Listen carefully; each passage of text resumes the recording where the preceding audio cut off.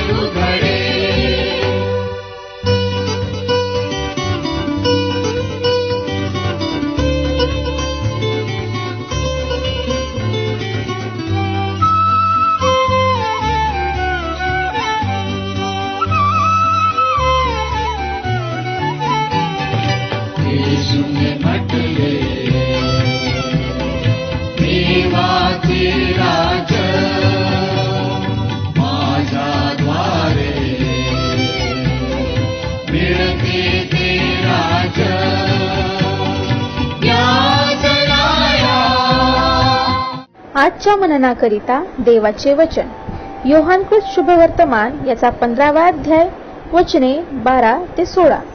योहानकृत शुभवर्तमान याचा 15वा अध्याय वचने 12 ते 16. जशी मी तुमच्यावर प्रीती केली तशी तुम्ही एकमेकांवर प्रीती करावी अशी माझी आज्ञा आहे. आपल्या मित्रांकरता आपला प्राण द्यावा ह्यापेक्षा कोणाची प्रीती मोठी नाही. मी तुम्हाला जे काही सांगतो ते तुम्ही कराल तर तुम्ही माझे मित्र आहात.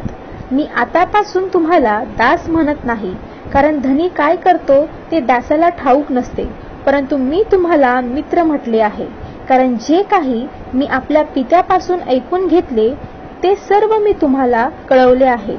तुम्ही मला निवडले नाही तर मी तुम्हाला निवडले व तुम्हाला नेमले आहे. ह्यात हेतू हा की तुम्ही जाऊन फळ द्यावे, तुमचे फळ टिकावे आणि जे काही तुम्ही माझ्या नावाने पित्याजवळ मागाल ते त्याने तुम्हाला द्यावे. देवबाप वाचलेले वचन आपल्यासाठी आशीर्वादित.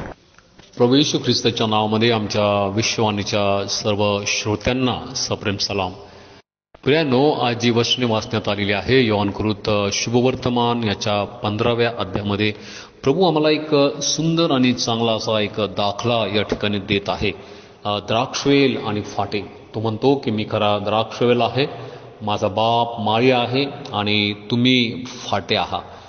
प्रियानो, येथे आम्ही पाहतो की ज्या प्रकारे द्राक्षवेल आणि फाटे हे एकमेकांमध्ये असतात, ते एकमेकांना एक दुसऱ्यांना ते सोडून जाऊ शकत नाही किंवा त्यापासून वेगळी त्यांना राहता येत नाही. ज्यावेळेस फाटा द्राक्षवेलापासून कापून तो बाहेर फेकला जातो त्यावेळेस तो वाळतो आणि त्याचा उपयोग जो आहे तो जाळण्यामध्ये होतो.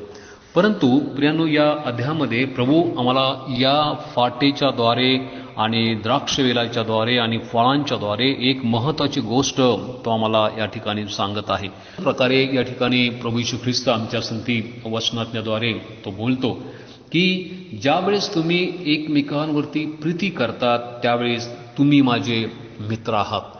प्रियानो, आम्हाला ठाऊक आहे की या जगामध्ये प्रत्येकाला एक मित्र असतो की जो मित्र की ज्याला आम्ही आमचं संपूर्ण हृदय सांगावं, हितगुज सांगावं, आमच्या अंतकरणातलं जे काही दडलेले आहे ते त्याच्यासमोर आम्ही प्रगट करावं. हा आमचा विश्वास असतो की आमचा मित्र आमच्या संगती आहे. परंतु कधी कधी आम्ही पाहतो की बऱ्याच वेळेस अगदी सख्य म्हटलेले मित्रसुद्धा आम्हाला सोडून जातात किंवा आम्हाला ते टाकून देतात.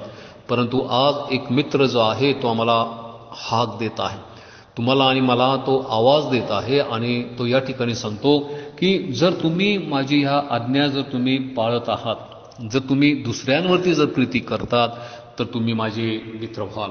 आणि म्हणून प्रियानो, आज अशा मित्रांची आम्हाला गरज आहे की ज्याला आम्ही सर्व काही सांगावं, आमच्या अंतःकरणाचं दुःख आम्ही सांगावं, आमच्या मनातलं दुःख आम्ही सांगावं, की जो आम्हाला समजू शकेल, जो आमचं म्हणणं ऐकू शकेल आणि आमच्या सर्व गोष्टींवरती किंवा आमच्या संकटावरती तो आम्हाला मार्गदर्शन करेल किंवा आम्हाला त्यातून बाहेर काढण्यासाठी तो आम्हाला मदत करेल.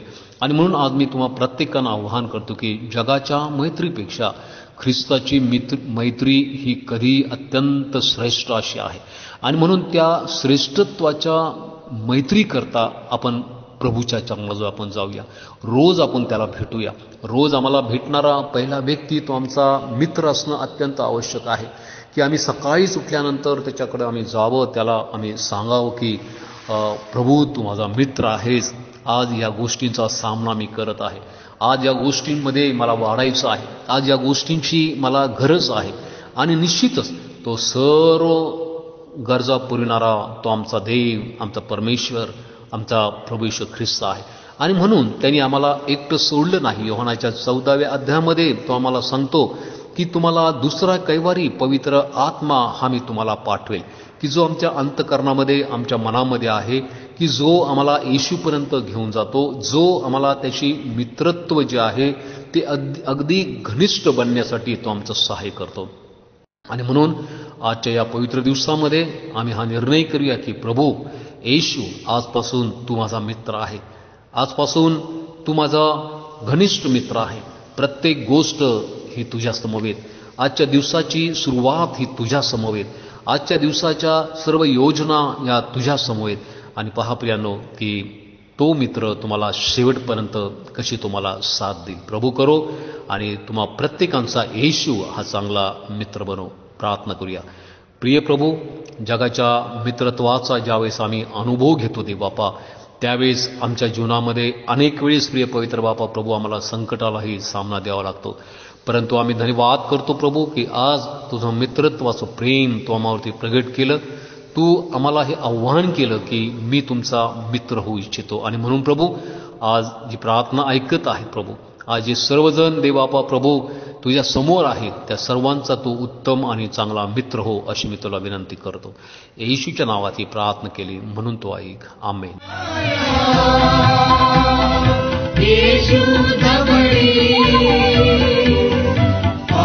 क्षमा मिळे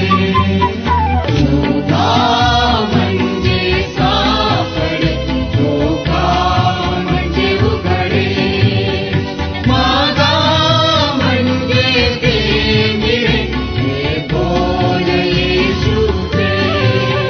शोधा म्हणजे सापडे, धोका म्हणजे उघडे, शोधा